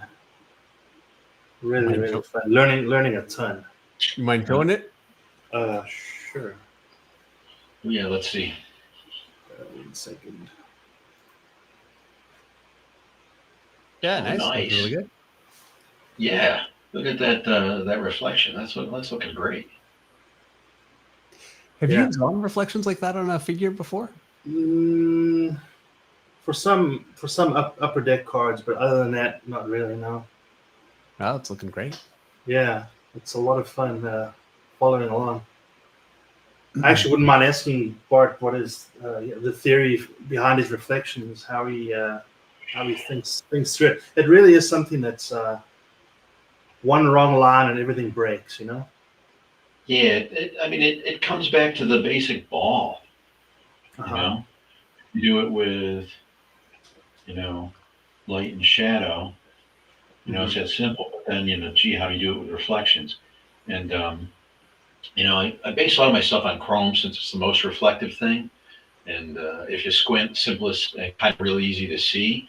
But it's always got an edge light, no matter what Chrome you do. And then instead of going straight across the figure with Chrome, you kind of just do that double line thing where it's heavy on the bottom and it's got a little bit of a sweep and layer on top, and then you can come in with another line there. And I tend to use that principle on all this stuff. So kind of like a core shadow, and then I think when I first was drawing Captain Atom, yep, and then pull stuff out of it, and you can go crazy with it, depending on the character. But simpler is always better, at least to start, I think. For sure. Well, it's amazing how much, really, what is a pretty simple technique, just repeated. If you don't know how you're doing it, it works. Like, it doesn't need to be an overly complex thing. Nope. And that's so much of comics is simplifying, complex shapes, complex elements. It's, and I don't know, there's kind of like a couple schools of at least comic book drawing to me. There's a more illustrative kind and then a more stylized kind, I guess. And you can, of course, stylize your illustrative look, but I don't know. I lost my train of thought there. Oh, well, I will say I'm always very much torn between stylized and illustrative, because when things get too illustrative, it's not my favorite. But I do like more realistic elements, for sure. I like fake realistic elements. I'm not really a fan of, looking at my comics and seeing humans I could see on the street. Yeah. It's seeing fantasy elements, fantasy characters, fantasy people. In the first Dark Knight I did, the Faith story, I kind of wanted to draw Batman as people would remember him, way larger than life, just more terrifying, just like this huge creature, this force of nature. And that's how I tried to illustrate him, every time I drew him. And, it was more for me than anything else, but that was my theory behind him in the Face storyline. Yeah, I've tried a few different ways. I like the bigger, more brutish Batman, but I love the Neil Adams Batman, and there's so many versions. And I've drawn I've drawn Batman a few times, and I don't think I've ever really figured out exactly how I'd want to do it. So if I ever did it again, it would be different again. Maybe Kelly Jones. I feel that. I'm a huge fan of the Kelly Jones, like the shadow with all the Bernie Wrightson inspired folds, and a little more mysterious. Yeah, be fun to try that. Crazy cape. And all that stuff. The problem is he gets so crazy with his cape. I look at his stuff a lot. I'm a huge fan, but it's difficult to use because it gets so stylized. I can't get a hold on it to try it. Yeah. Yeah, and yet it works for him beautifully. Yes. Yeah. Another artist I'd like to see more from, and he's working, he's doing stuff, but I always want to see more.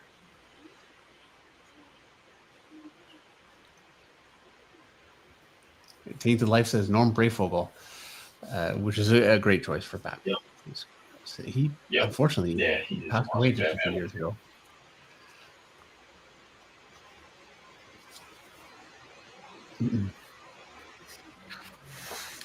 Russ Hicks says the Kelly Jones cape is like another character. Absolutely.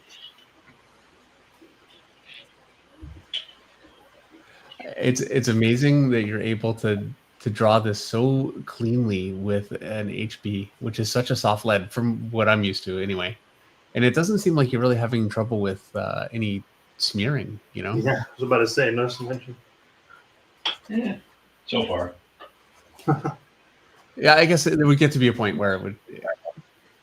Oh, you know what? Shoot, are his gloves reflective? Because I've drawn them reflective. I could draw it down. Let me. No, but Okay. that's fine. I know. Get out of there. Gloves and boots are just, kind of normal. Like the chest piece isn't reflective either. I don't know if you didn't draw that much yet. So. All right. There we go. Yeah, this is why I much prefer to erase before I put in too much detail. And I press. We're probably pretty similar that way. I press way too hard. So. Yeah, that's one thing about I used to. What now? Used to use a 2H, and I switched to the HB because it's a little more forgiving on the paper. Yeah. Yeah, I use a 2H now, and it is not forgiving, but I struggle if I use a lead that's too soft for me. Yeah.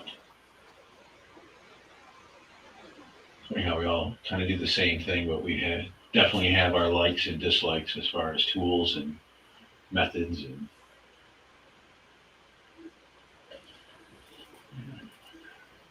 So when you were teaching at Qbert, you had some students that had some really good careers, went on to some good careers.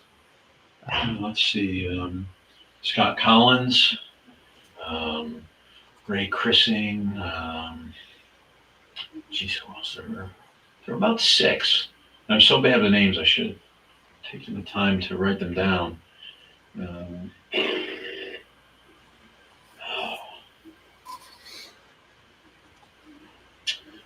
Yeah, I'm blanking, but yeah, I was very lucky. I had some really good students that were able to take this crazy thing we do and make a life out of it.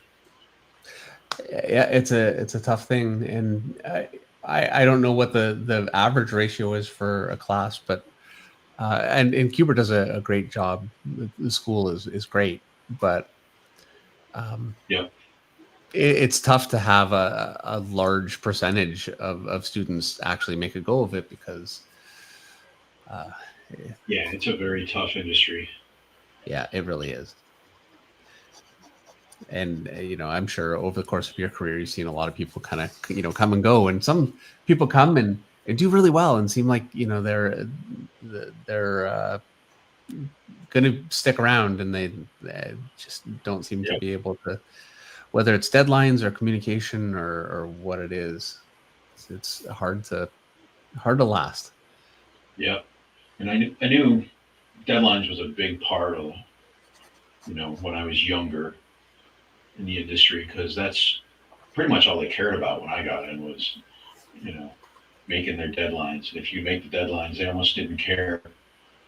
As long as it was competent, they didn't really worry if it was, I don't know. Like, you get it done. That was a big point back. But yeah, it's so different now. It's become so much more competitive. It's difficult. Well, and I think they can take for granted that whatever book at Marvel or DC is going to sell a certain amount of copies, and that's not so easy to take for granted anymore. Yeah, I lost you for a couple seconds there, a couple of times. I don't know if it's my internet or I don't know. Yeah, every once in a while, your screen's kind of losing a little resolution, so I think it's just a bit of a bug issue. But yeah, I was just saying, things have gotten so much more competitive, and sales are, you can't take them for granted the way that we used to. Yeah. So. Yep. When I got into the industry, DC would only consider canceling a book if sales dropped to 30,000 a month, and now 30,000 is a fairly decent selling book. Yeah, it's not bad. I mean, it's not ideal. No. For Marvel DC book, it's not like top of the charts, but it's not bad. Yep. I remember I was at Image, and if a book went down to around 90,000, now this is when I just got there. Right. They were looking at it as a cancelable book, and then that really quickly changed. I think I was in for, even when I got there, things were already kind of falling, and then within, well, every month you could see the sales charts just dropping and dropping and dropping. It was a scary time. When did you get into there? 90, 93, 94? 94. 94. Yeah, that was when things started to tumble a bit. Yeah. Yeah, I just got a little overextended. Too many collectors getting into the business thinking that they were going to make a lot of money from collectible comics, and then realizing that it just didn't work that way.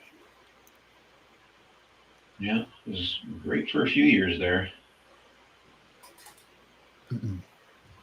Comic Book Bob says 30K is a successful book today. Yeah, absolutely. Yep. Oh, and Wyatt Wild Nature asks, did we talk about what paper Bart is using? And no, we didn't. So that is a really good point.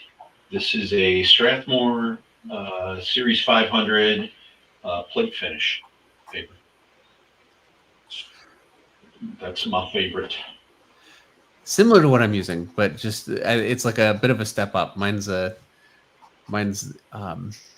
200 series. This is, I get it in a pad. It's the comic, standard comic paper. It works well. I like it. I never have any trouble. Now, it's not like the old days where quills would dig into paper that was poor quality and would spread and create a lot of issues. Oh yeah. So I don't know that paper is quite as important as it used to be, but this is like it's good. It doesn't cost a fortune. And I don't know if Marvel or DC still actually provide paper for artists anymore. It's been, no idea.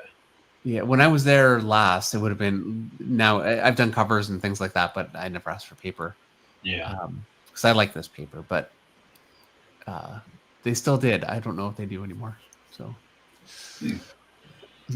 but I've been buying my own paper for quite a few years.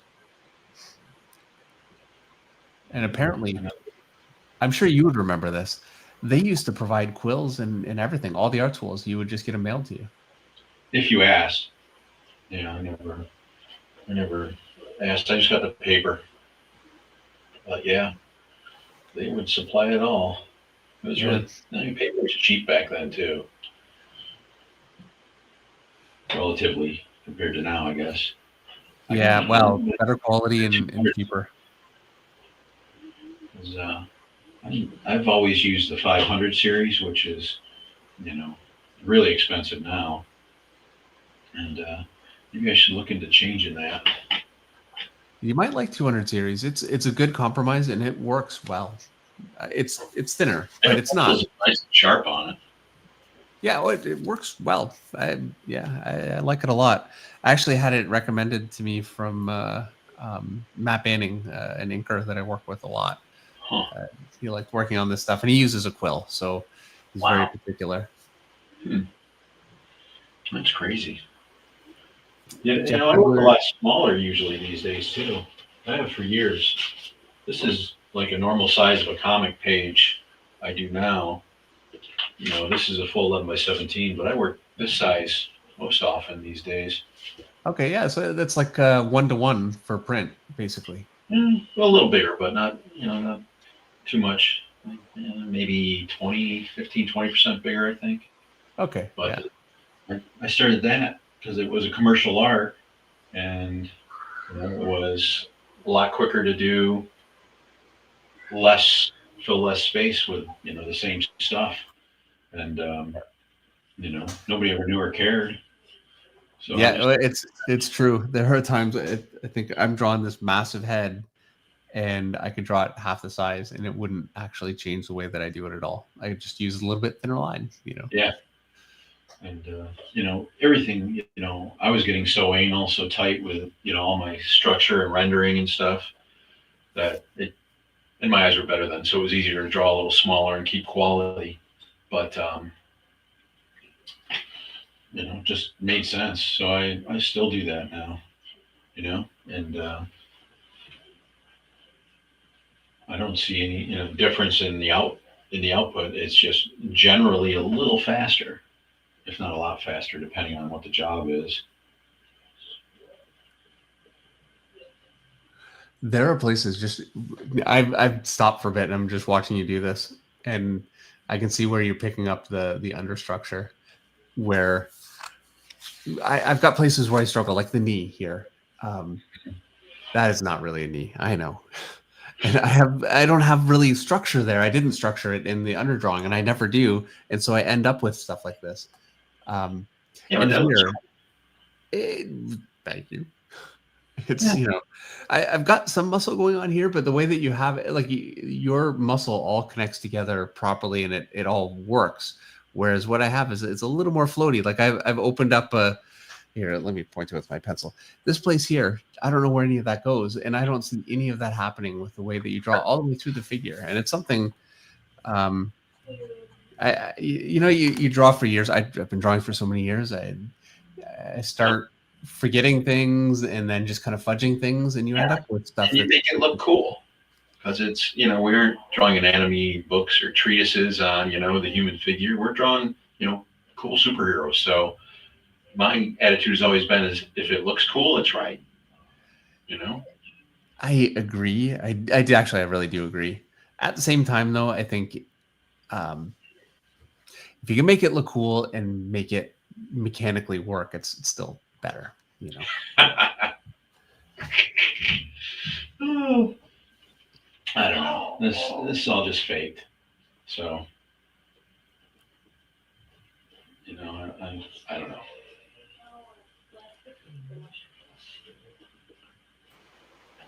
I tend to always detail the lower legs less anyways because they're not as important. Yeah, well, I go with the. I really don't detail them at all. They really are not as important. It is important that they work with the rest of the body in the initial drawing, but in terms of detail, I I keep it pretty simple. Nobody looks at the feet unless they look bad. Yeah, unless they aren't there. Yeah, well, and then there's smoke. Yep, it's always smoke. Mm. It's weird. Mostly, I draw with a light box, as you might be able to tell from the light box this is on. So most everything, I draw small, half size, load up on the copier, and light box it. I almost never draw right on the paper anymore. Actually, I almost never have. I got boxes of all my underdrawings and rough pages and everything else. Do Boxes you and boxes. do you sell them? You must sell the underdrawings too. I started to a few years ago. Yeah, I still got a lot I haven't gone through. That's always some of my favorite stuff, the roughs and things like that. Also, I can afford it. I love collecting art. I can't afford to collect art. So. Yeah, I hear that. Yeah. Freelance artists, not really a way to get rich. No, yeah. So you guys know. I'm sure you guys know. Um, yeah, this is a huge amount of work. It's a life commitment to do this if you want to do it as a profession. Yeah. It's a lifestyle. It's not just a job, and you're probably not going to get rich. Johnny D has a super chat for $5. Thank you very much, Johnny. He says, "Great to see Monday Night Draws back. This is actually Monday night. There you go. I wish I had seen the notification early. Always a pleasure, Dave. Well, I'm glad you made it now. Thank you so much. It's great to see so many of you guys here. Yeah, and here we are. This is Monday night, and I am looking forward to getting back to a point where we can start doing Monday night regularly again. I will say, having a guest and so Bart, having you on and just watching you do this is such a thrill. Oh, But thanks. also learning so much stuff along the way, like just with feet. I mean, that's like gold. That's something I'll be able to use for years. Cool. And I hope a lot of you watching this at least give that a try, because if you just watch it, if you watch what Bart did with those feet, with a lot of this, but and you don't try it, you will forget. Yep. But if you draw it even once, Drawing repetition. yes, yeah, it'll start to become part of, like, you'll make it yours, and then you own that forever. So really, I hope you try it. Yeah, and you'll change it so it fits what you're doing and how your mind works. But you need some kind of basis to start from, and Yep. wherever that comes from, whatever it is, you don't draw anything from the void. You've got to have some kind of starting point. Yeah, well, way too many artists that I talk to, and actually, Eric, I'm sorry, Eric, I'm going to call Eric out.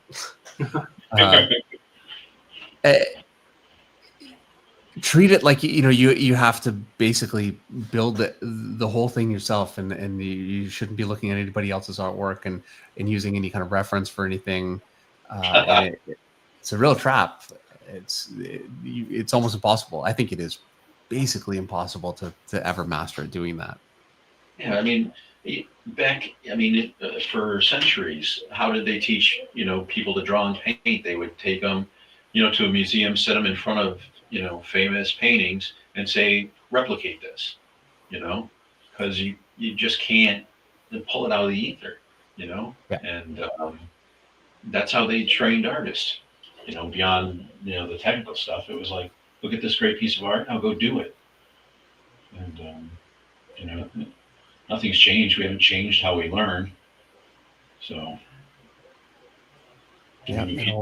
don't copy something and publish it as your own art, but definitely look at other art and use it for reference.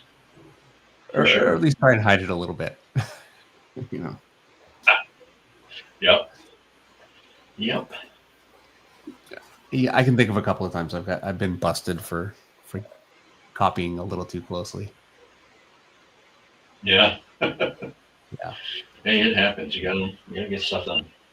No one will know. Who would ever? Yeah, and then once it's out there and you get busted, it's not pleasant. In there.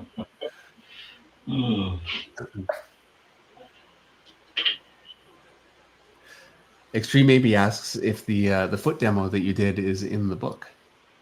Yep, I think so. And speaking of the book, because we haven't mentioned it for just a little bit, and I know you guys have been watching this whole time, but for those of you that have not been watching the whole time, you can find. I want to get the title right. Here we go. You can find Drawing Powerful Heroes Volume 1 and 2, the softcover editions, over at Kickstarter.com. There's a whole thing. You can find that actually at the top of the chat. A link to that. Russ has been putting that up periodically. I can't say that word. Periodically, also, and I'm sure he will just now. So you can find it. It's up to 24,000. I'm looking at Canadian dollars here. I don't know American dollars, but it's at 24,267, which is quite a bit more than we started, and that's all from you guys. Might be a few other people coming from other places too, and I'm sure it is, but that's all us. So you guys did that, and thank you so much for that. It is awesome. Well, it's such a treat to have you here. Thanks, man. I'm glad you had me on. It's awesome. So we're very happy to be able to, promote the book that you have. There are only 33 hours to go. So if you haven't gotten it yet, you definitely want to get on that pretty quickly. So yeah, definitely check it out. You can find it at the top of the chat. Greg L. Static Art has a $5 super chat. By the way, great to see you, Greg. He says, "Hey, Dave, great to see another stream. Bart, your work has been super helpful. Can I ask for tips on drawing legs?" Greg, I want to, that's a big topic, but okay, yeah. Here we go. I think we're going to do it. All right. That's what we'll do. Inside of the leg, outside of the leg. Okay. Knee, big muscle, little muscle. Fatten up the inside, bottom of the knee, a little, I don't know what this is that drops off the kneecap, but I always put it there. Tendon, maybe? I don't know either. And now you got a leg. It's basically a B that's a little, or not, if you do this one, it's a B, but it's a little fatter on the top, skinnier on the bottom. And you just put the knee in, and the bubble muscles, and you're good to go. And that's the quickest, simplest tip I can give you. It's a great looking leg, and yeah, it's like an animation style too, because it's just a straight line on the inside and all the curves on the outside.